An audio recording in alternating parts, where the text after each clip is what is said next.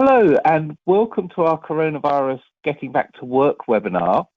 I'm delighted today to be joined by Bobbie, Group Marketing Director of GFS. So welcome, Bobbie.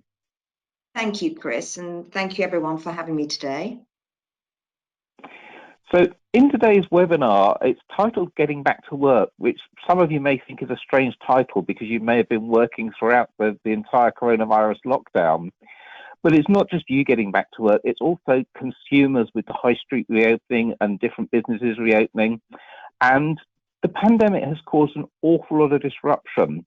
So what we want to look at today in the webinar is what's been impacting businesses and what impacts we're still expecting to see for the rest of 2020. And then take a deeper dive into strategies that you can use to help manage your business, not just for the next 6 months, but also into the start of next year. So first of all, let's take a look at what's been in the headlines, what's been happening. Sounds good. So, Chris, why don't you give us some of your comments around what we've seen in the headlines lately? Yeah, well, the most notable thing that happened earlier this week, of course, is non-essential shops reopening. And a caveat on that, they've reopened this week in England, a couple of days earlier in Northern Ireland. Scotland and Wales are lagging a little bit behind as the four nations move at their own pace. But shops reopening is a massive thing because we've seen the economy shrink almost 20% in April and probably shrink even more when we get May's figures because people just haven't been spending on the high street. And traditionally, about something like 20% of retail spend is online and 80% on the high street. So even though we've seen massive growth surges during the pandemic, there's no way that online can replace high street spending. And let's not forget, there's been millions of workers that are furloughed, and the furlough scheme has been extended by another 4 months. And the pandemic is by no means over. We've still not seen hospitality, leisure, travel open up, so you can't go down to your caravan for a weekend or stay in a hotel or a guest house, let alone overseas travel. We can't go down to the pub for a pint and other types of indoor types of leisure activities. There's obviously discussions going on about lowering the social distancing from 2 meters to 1 meter. That's right. Wearing of face cloths on public transport. There's a huge amount of change for consumers.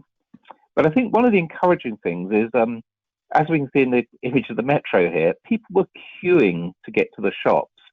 But even there's a caveat that on the first day of shopping, traffic on the high street or consumers going to the shops was about 35% down on what we would expect in this time last year, for example. So even though there's a rush back to the shops, there's still at least a third of people didn't want to go on the first day.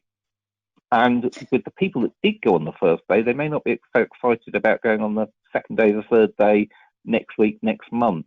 So I think online it's pretty much accepted that it's going to remain strong throughout the year as people have been used for the last 2 months to buying everything online apart from maybe their groceries.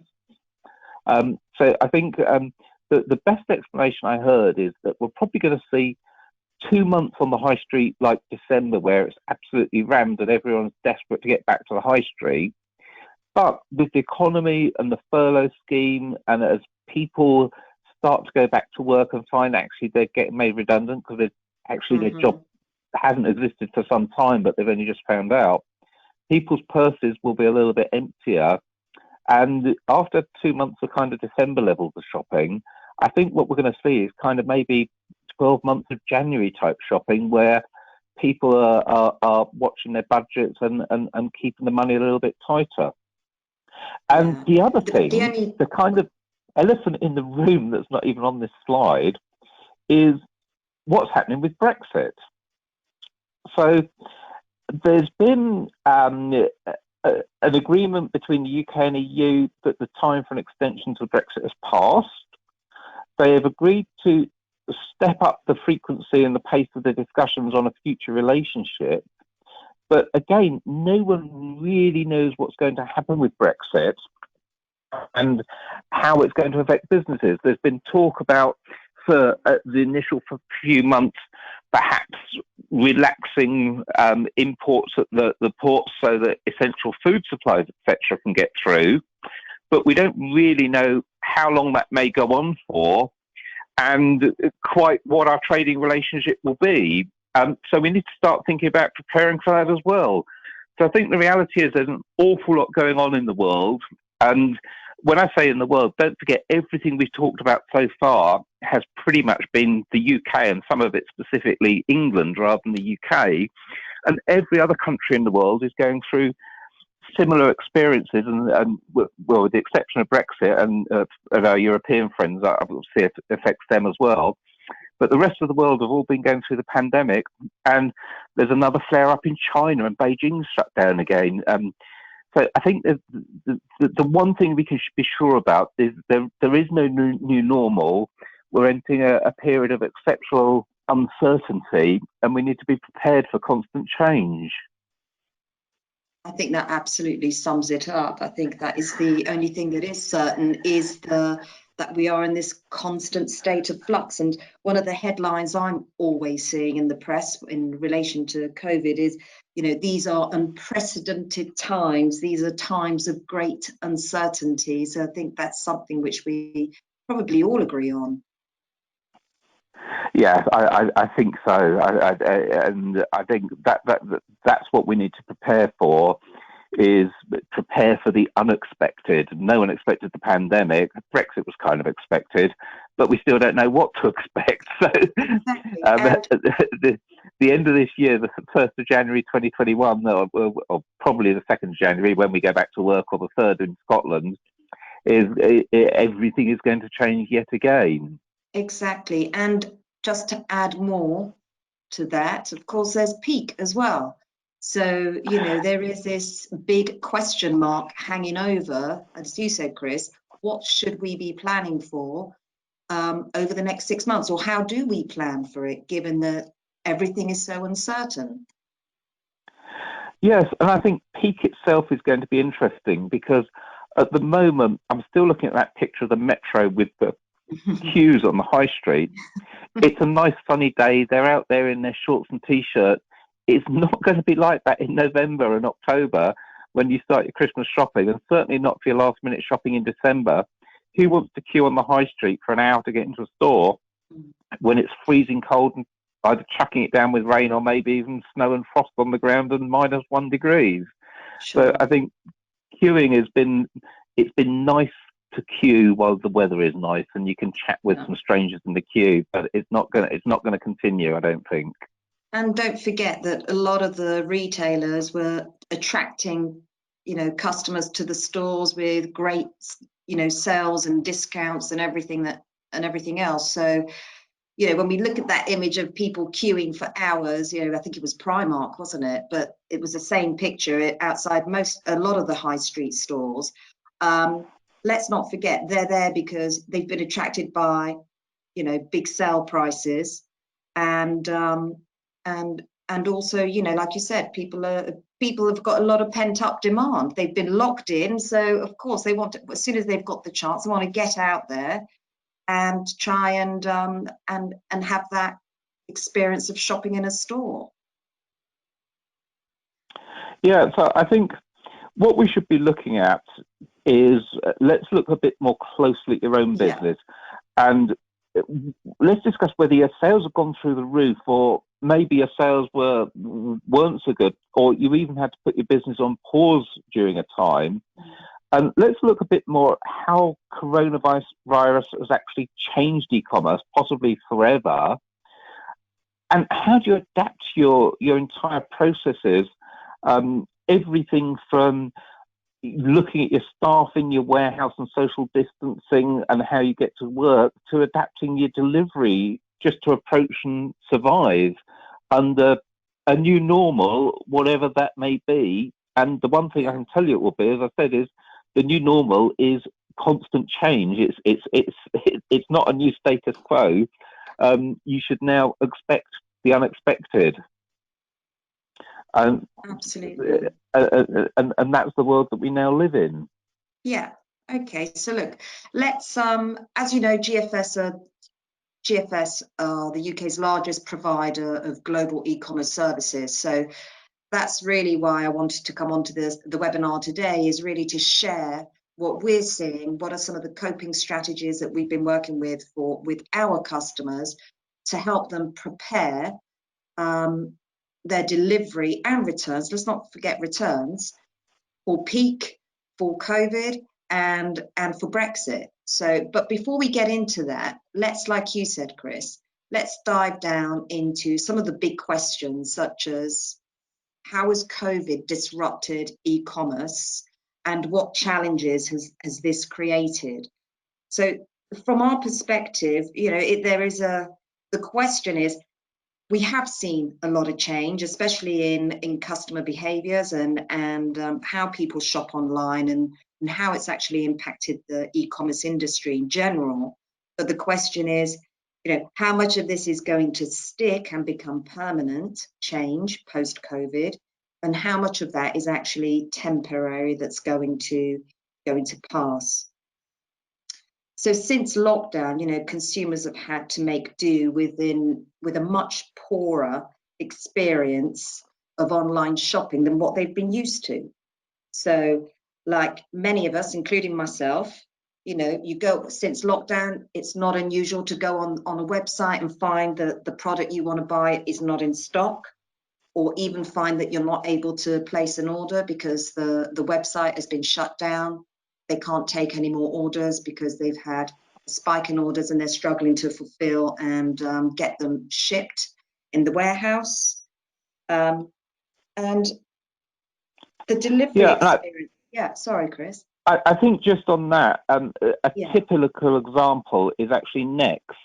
Next took the very sensible decision of shutting down not just their stores but also online.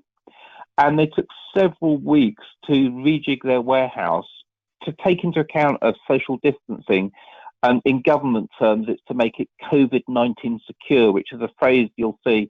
And if you search COVID-19 secure, you'll find a whole load of government advice, regardless of what type of business you run, on how to do things like maintain social distancing, both for your staff and your customers, and keep it as safe as possible. So after doing a whole lot of work in their warehouse, Next opened up again, and the pent-up demand from people that hadn't been able to shop in store, they absolutely flooded the Next website with orders. And after just 2 hours on the first day, they had to shut down again, because making the warehouse COVID secure had meant there was a limitation on the number of orders per day they could take. And this also lends back to the high street. And when you take the 80% that's normally spent on the high street and you try and move it all online, Next just couldn't handle that many orders.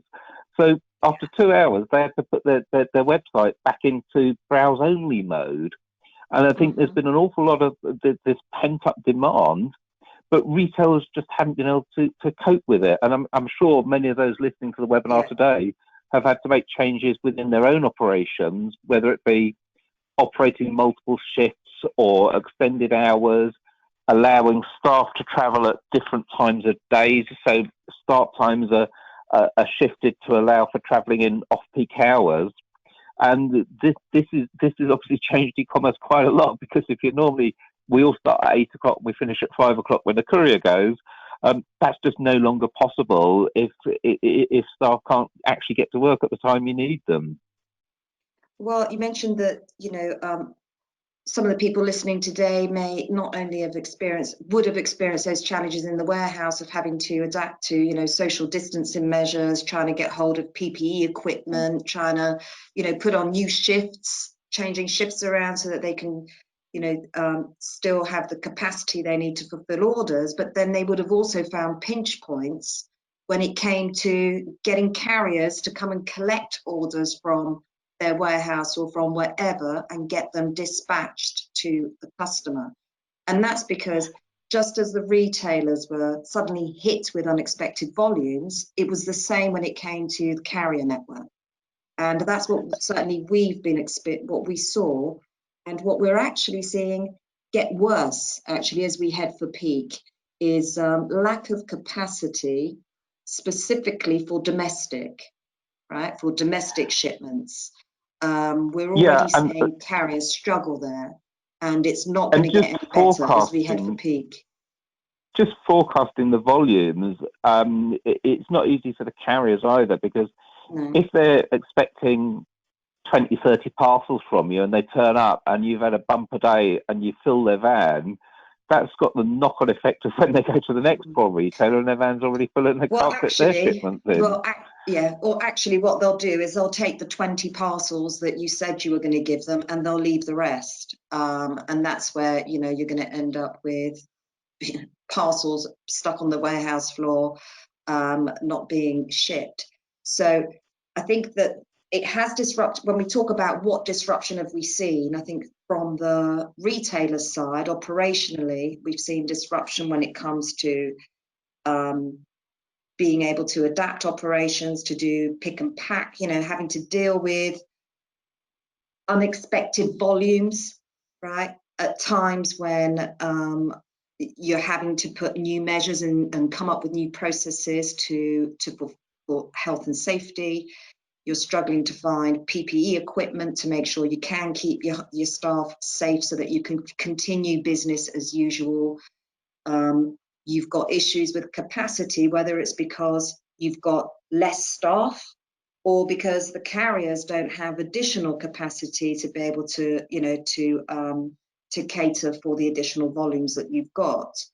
So there's been some real repercussions on the retailer side and on the carrier side, including having to introduce, you know, contactless delivery because of COVID infection.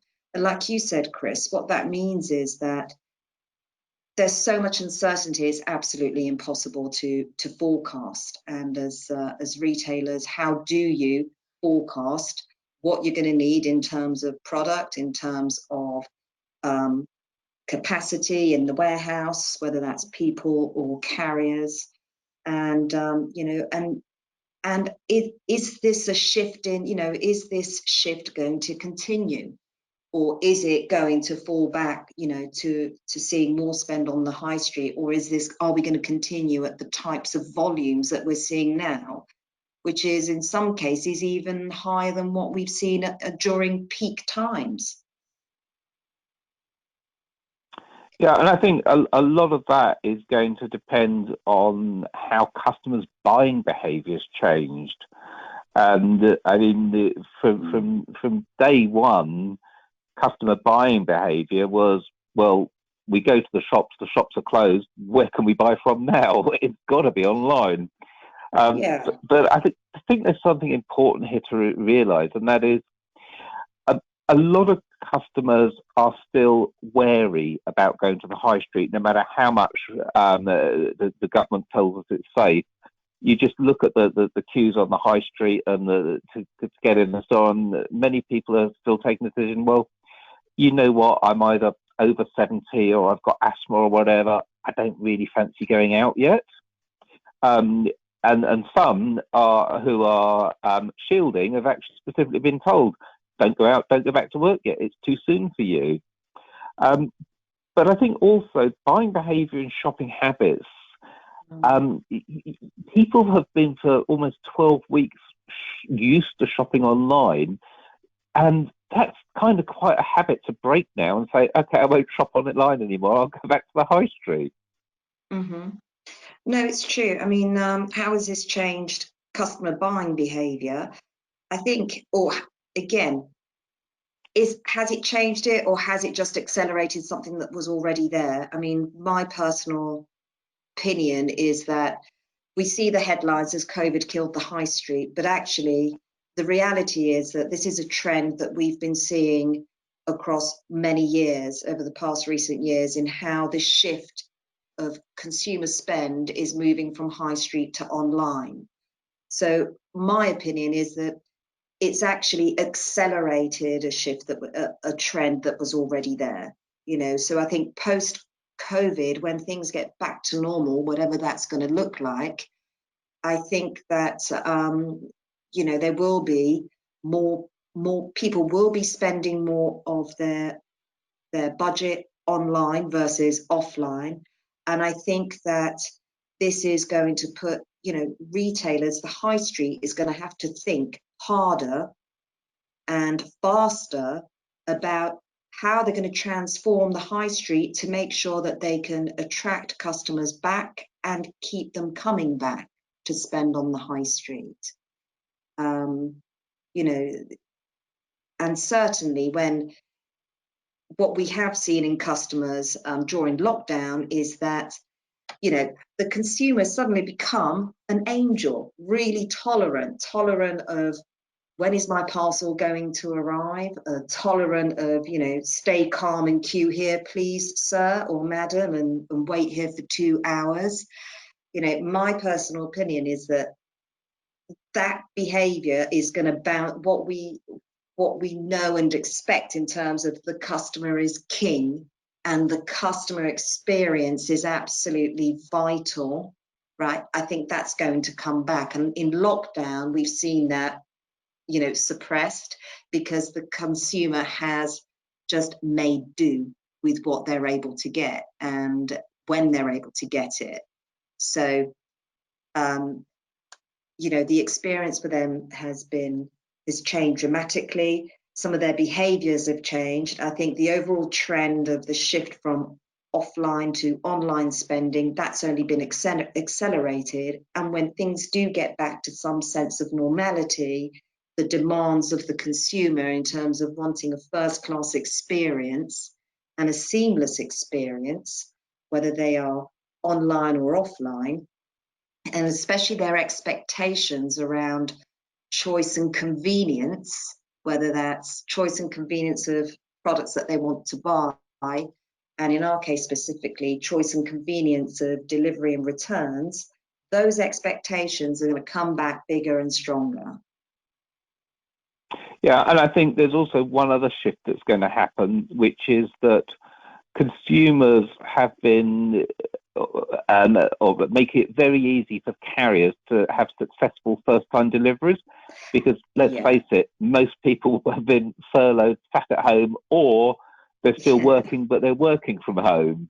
So for the carriers, it's been quite easy.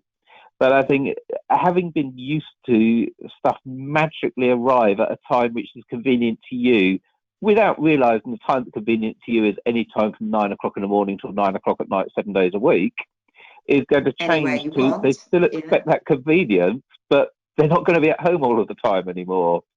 So it'll be back convenience is not just about being at home, is it? It's convenience for what we live by and what we experience every day. Having been in the industry for more than 16 years, convenience is about choice, right? So it's about being able to offer your customer a choice of options so that they can pick the one that's going to be convenient to them at that point in time. Tomorrow I'm going to be going into London, so I want to be able to pick up my parcel from the Tesco Express, which is just outside the train station, right? It's that kind of, lifestyle kind of convenience. So they do want that choice. They definitely expect that choice and convenience of delivery. And your point about home delivery, funny enough, the UK are traditionally the number one choice is home delivery, but I think that will evolve over time. During lockdown, fantastic. If UK shoppers prefer home delivery, then it's lucky that during lockdown, they get their preferred option to absolute convenience, have it delivered home. But from a carrier perspective, great for them and for their performance metrics, because the likelihood of a failed delivery because someone's not in to receive the parcel is zero. So their performance, first time delivery has been really high. Yeah, it's been an amazingly different experience to normal, where most people are at work and it's kind of, have you specified a safe place or not, or could you have chosen a locker delivery? And I think all of those options will need to come flooding back in. Absolutely. And even more so because consumers' expectations have been raised to the fact that deliveries have just turned up at a convenient time because I happen to be at home, but I want it just as convenient. Now I'm not at home all of the time. Yeah. And it does come back. It's whether it be the marketplaces themselves with offering different options, or whether if you're selling on your own website, whether you can build those options into your own checkout. You've got to start serving the consumer again. And as you say, they've been willing to accept anything, just grateful they could have something. But now the high streets are open again, and they're expecting everything to be back to normal and become a lot more demanding again. They're just going to get back to consumer behaviour, the consumer behaviour that we know. And I think that, the big message here is back to the retailers not to get complacent, because what we've seen in consumer behaviour during lockdown, that is not going to be the way it's going to continue once things get back to normal, as you said, Chris. So you need to be focusing back on the all-round customer experience, from checkout to doorstep, the whole end-to-end journey. And that's going to be a point of whether you're either going to make the sale or lose the sale.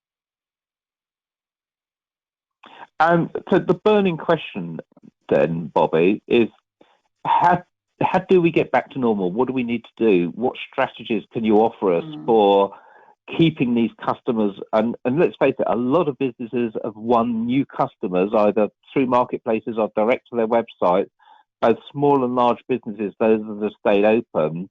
So what strategies can we have to keep those customers and keep them happy for the future? Well, I think we're talking specifically from the point of view of what you need to do to get your delivery and returns proposition right, both for the customer and for your business, right? So from the customer perspective, it's all about giving them a choice of delivery and returns options so that it's convenient for them, right? Because what we see from research is that when they get to checkout and they don't find the option that the delivery option that's convenient for them, or a returns option that they like, it's very much a reason why they could abandon the purchase. And let's face it, we want to make sure that we give them we offer the right options for convenience and ensure that experience is delivered, because what we don't want is bad customer reviews, right? Because that's going to lose sales for us.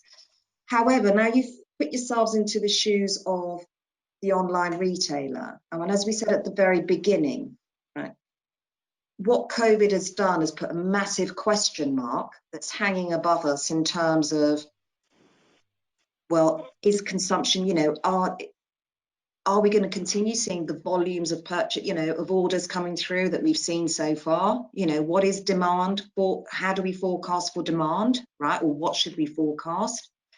How are we going to forecast, what you need in terms of delivery services and capacity for peak, which is a few months away? What are you going to need to do? What changes are you going to have to put in place to make sure that come 1st of January 2020, right, post Brexit, you're not going to have 2021. Thank you, Chris. So I'm going to repeat that line again. How do you ensure that post Brexit, 1st of January 2021, you can be confident that when you're shipping your parcels to customers in Europe, that they're not going to be held up at border? So what are the changes you need to be putting there? And like you said, there's no answers right now. It's all very uncertain. So the only thing you have to be able to do is really make sure that your delivery approach, and when I say delivery, I'm intuitively also referring to the reverse logistics piece, the returns piece as well. You have to make sure that you've got flexibility and agility built into every aspect of your delivery and returns process, so that you can respond to change and deal with uncertainty. When the unexpected happens, whether that is a pandemic or an unexpected rise or fall in volumes, order volumes, or a disruption in carrier performance or service, you've got the flexibility to be able to, switch your volumes around, switch on new carriers, switch old ones, add in services so that, you can make sure that you're protecting your delivery, protecting your sales and revenues, and that you're giving the customer a consistent experience, both in terms of delivery and returns. So this is a question that we've been tackling with our customers over the past few months, is how do we help them put in place strategies that's going to enable them to cope with the new normal? And we've come up with this 9-point plan, which really is more of a framework, key points to be considering and thinking about when you're looking at what do you need to do, what steps can you be taking to make sure that your delivery and returns is going to give you that flexibility that you're going to need. The first one, and just to say that the full plan is going to be available after the webinar, but at a high level, first thing is look at how do you optimize your delivery services, meaning, there's no one size fits all, okay? So in terms of the customer, you need to be able to optimize your services so that you're giving them the right spread of options, okay, so that they can, like we said before, they've got a good chance of finding an option that is convenient for them. But from an operational perspective, you need to be able to make sure, you need to be confident you've got the best mix of carrier services for your business and for your products, so that you know that you are, depending on the product, on what the product is, where you're trying to get it, who the customer is, you can be confident that you're going to have the right delivery option every time at the optimum price. The second thing is that you don't want to put all your eggs in one basket. So go multi-carrier. Now, when I say go multi-carrier, I'm not just saying have 1 or 2 carriers, but I'm talking about making sure you've got access to a broad range of carriers so that you don't have a single point of failure. So this gives you not only flexibility, but also contingency, like I said before. So multi-carrier means you're going to be able to offer a broad spread of options to your customers, but also you're able to spread your risk across multiple carriers so that if one of them fails for whatever reason, or you decide that you want to switch carriers for cost or whatever the driver may be, you can do that easily so that you can strike the right balance between delivery performance and cost. And like I said, be confident that you've always got that backup plan in place. And the third point, especially on point 2, going multi-carrier, we've seen something recently, which is some carriers you will have a credit limit with, and when you get massive spikes in volume, you can very quickly realize that you've reached your credit limit and you need to pay your bill before you can send any more parcels. I know that's a very basic accounting experience, but when we see volumes like we've seen recently, the last thing you want to find out at 4 o'clock when you're just getting your last orders out is actually, I can't ship any more parcels today because I've hit a credit limit. Yes, I can get my bills paid and I can be ready up and running again tomorrow, but you instantly then want to switch to another carrier. And it can be something as simple as that you suddenly discover that having a multi-carrier plan in place is absolutely essential. Absolutely, yeah. It's that contingency, isn't it? Whether that's because you've hit your capacity limit or your credit limit with one carrier, or whatever the reason is, you need to be confident that you've got other carriers to fall back on. And the third point is make sure that you are leveraging as much technology as you can to automate the processes. We know how labor intensive, pick and pack and labeling is, and how if you've got technologies, multi-carrier technology, which will streamline, make it faster, make it more efficient to pick, pack, label and dispatch, then you're going to get more productivity out of the same resource that you've got so you don't have to add more heads. And also, you can easily scale up or scale down, flex to whatever volumes you're trying to deal with. So the whole thing around being able to get smarter with technology to automate things, to increase productivity, but also to control your costs. Because as you scale up, you don't want to be adding, more bodies, having more headcount. So keeping a close eye on cost, as well as making sure that at the same time you've got flexibility and agility, I think is the way that we need to be going when it comes to looking at how you build your strategy for delivery under the new normal. And especially with making your warehouse COVID-19 secure, the fewer people you've got in your warehouse, the better. And the more you can automate, the fewer people you actually need working physically in the warehouse at any one time. So if you're used to having someone manually, and I hope not too many people are still doing this, but manually cutting and pasting addresses from orders into the label production, then it is time to automate that and get it so that there's one person that once the item's picked, they pack it, put the label on, and that's all the minimal handling of both the product and the box once it's done. And the only way you can do that is through automation. And don't forget, it may not be that a pure cost base. It may be that actually you've got 4 packing stations, but for social distancing, you can only use 2 of them at a time. And the only way you can speed up those 2 people that can work is by automating your processes. Yeah. And the other thing that automation does is that, there's less things like manual keying in of order information or address information. So automation hopefully increases accuracy and reduces the risk, not only increases dispatch times, but also reduces, inaccuracies. Error rates. Error rates. Yeah, absolutely.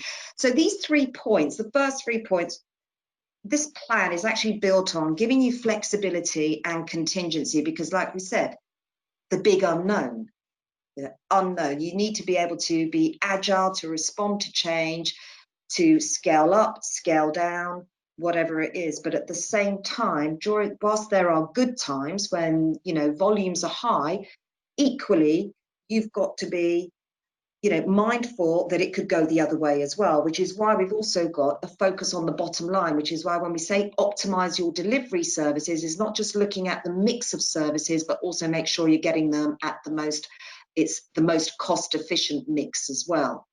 And the piece around automation, it's not just about, the speed and being able to dispatch parcels faster, etc. It's also about being able to control your costs by not having to employ more people unless you absolutely have to. So it's about trying to keep a close eye on the bottom line as well.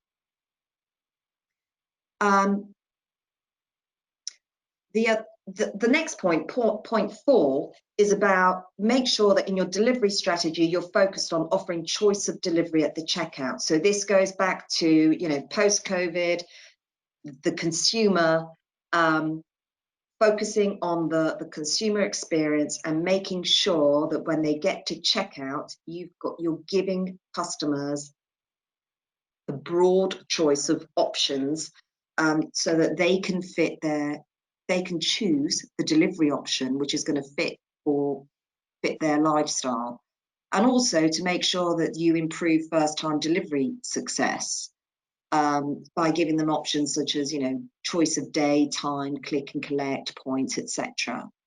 So point 4 is all around the customer experience and making sure that you are able to offer them, again through a multi-carrier approach, that choice of delivery at the checkout.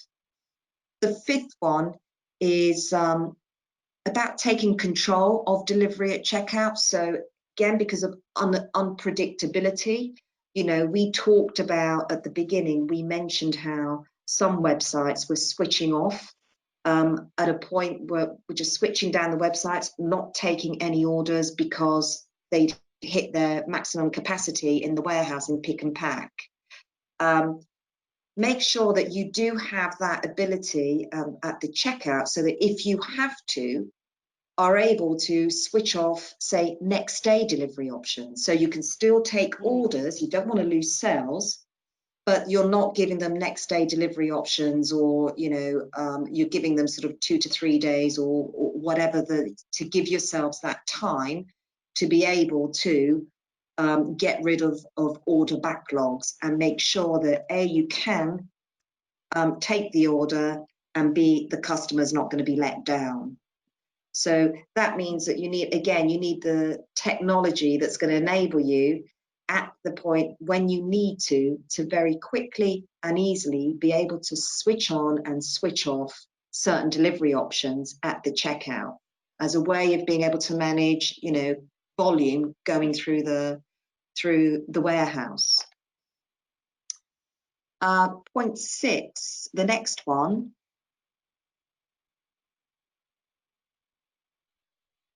So point 6 is still around the customer experience and how, when it comes to delivery or returns, it's really important that you're able to provide full notification and visibility to your customers of where their parcel is, whether that is in the outbound journey, as in when it's being delivered to them, on its way to them, or whether it's when they are returning a parcel back to you. They expect and demand that they know exactly what's happening with it. And more importantly, if there's going to be an issue with the delivery, it's vital that you are able to communicate that through notifications to manage customer expectations, so that when the unexpected happens and there's been an issue somewhere along the line in getting the parcel to the customer, they already know about it before it becomes a failed delivery.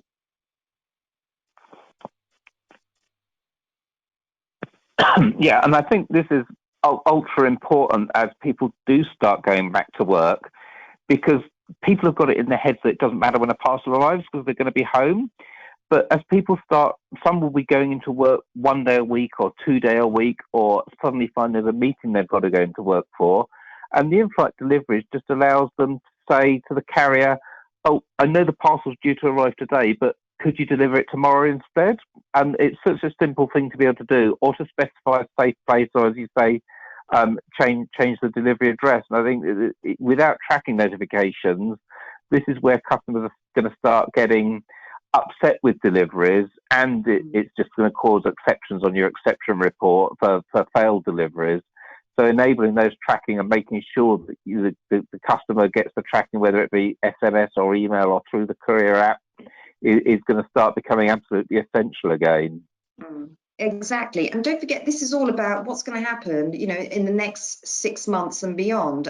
And as we start easing, as the government starts easing restrictions and people start going back to normal, that can, people's expectations of what they want from the online shopping experience, like I said earlier, is going to come back bigger and stronger than before. So from the delivery perspective, you absolutely have to be offering them that choice, because 1 or 2 choices isn't going to be enough. They expect to see a broad range of choice. The other key aspect of the delivery experience is notifications. They want to be able to have full visibility, trackability of where their parcels are, the option to change, the options to change where they want it delivered in flight. And more than anything, they want to be told and know in advance if something if something has gone wrong with their delivery. So if they were expecting it today and it's now going to arrive tomorrow, they absolutely want to know, because one thing they won't do is forgive a failed delivery if they haven't been notified about it. And the final point on that, I think, is let's beware that if there is a second wave of the coronavirus crisis, lockdown measures that are currently being eased could be reversed, and suddenly someone's expecting to be able to get their parcel at work, and suddenly they find their office is going to be shut for a week again or 2 weeks, or the NHS track and trace has said, actually, we need you to isolate at home for 2 weeks, and they may very well want to switch their delivery to a different location so that it can actually be delivered to them. Yeah, absolutely. So the next few points really are around what you do with your carriers, and how you manage your carriers, how you make sure that you've, like I said earlier, you've got the right mix of carrier services, but also the right mix of carriers based on carrier performance, reliability, having the tools and the analytics so that not only do you have visibility of how your carriers are performing, are they performing at, which carrier is performing at 96% success rate, or is it 98%?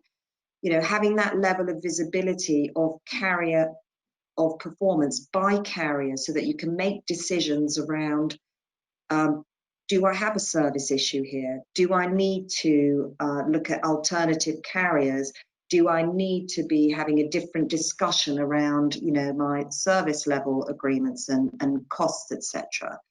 Having that information at your fingertips is going to give you much greater visibility and control of your carrier performance to make the right decisions for your business and for your customer.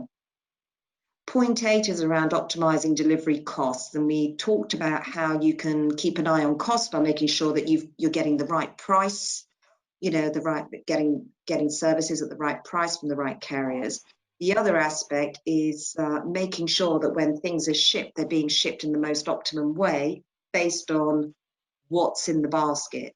So again, this can come back to having technology and tools in place, so that when your customer does come to checkout, the delivery options that are offered are not just looking at where is this item going to be shipped to? Is it international? Is it, the Scilly Isles? Where's it being shipped to? But also, what is in the basket, so that depending on the size, weight, destination, etc., you're not going to be overpaying. It's not going to be costing you more than necessary to get something shipped to the customer. And let's not forget that towards the end of the year with Brexit, we still don't actually know what the tariffs and customs arrangements may be, and we may not know until it's right up to the line. And you may suddenly find that your regular carrier is great for a certain subset of your products, but there's another subset of products that maybe fall into a different weight band or a different tariff, which an alternative carrier is suddenly much more economical to use. So optimizing the delivery costs and having the option to optimize your delivery costs across carriers is going to be ultra important as we come towards the end of the year and enter 2021.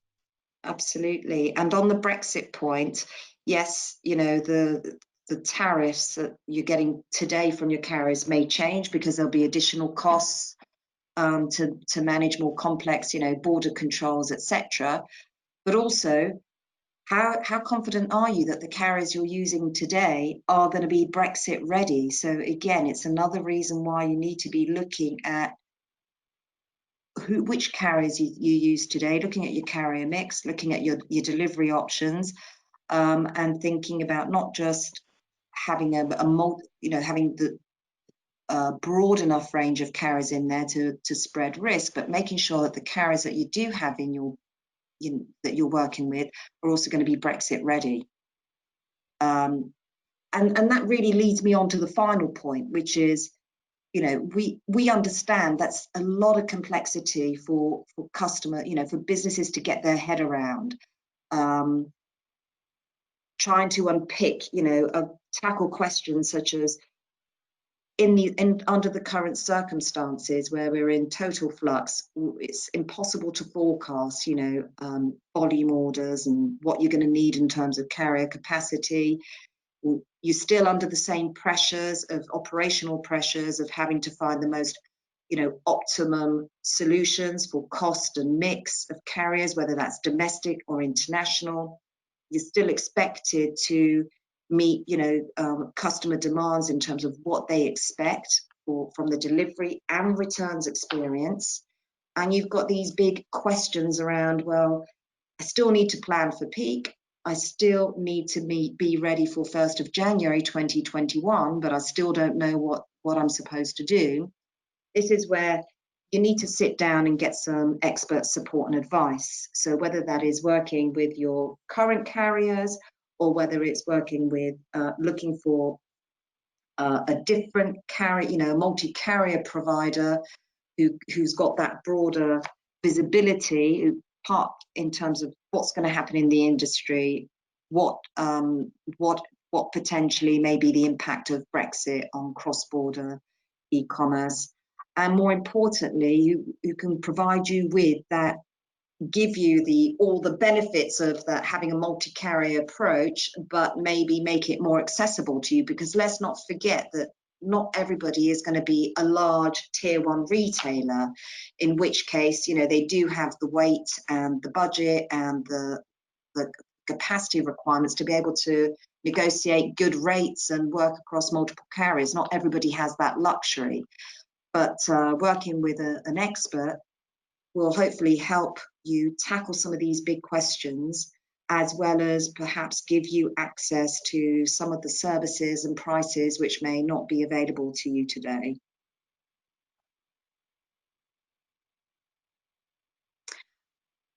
As I said, I appreciate that was a bit of a whirlwind stop of what we're calling our 9-point delivery contingency plan, but you are able to download this from the link, which I'm sure Chris is going to be sharing with this deck after the webinar. Can you just tell us, what did GFS do? What services do you offer, and how could you help if people are looking for help? Mm-hmm. GFS, Chris, as you know, are the UK's largest provider of multi-carrier delivery services. So that means provide both delivery and return services. So through us, you can get access to more than 200 countries, more than 1,000 services, which would include 60,000 click and collect locations around Europe and anywhere else in the world. So what that means is we essentially can make it very simple.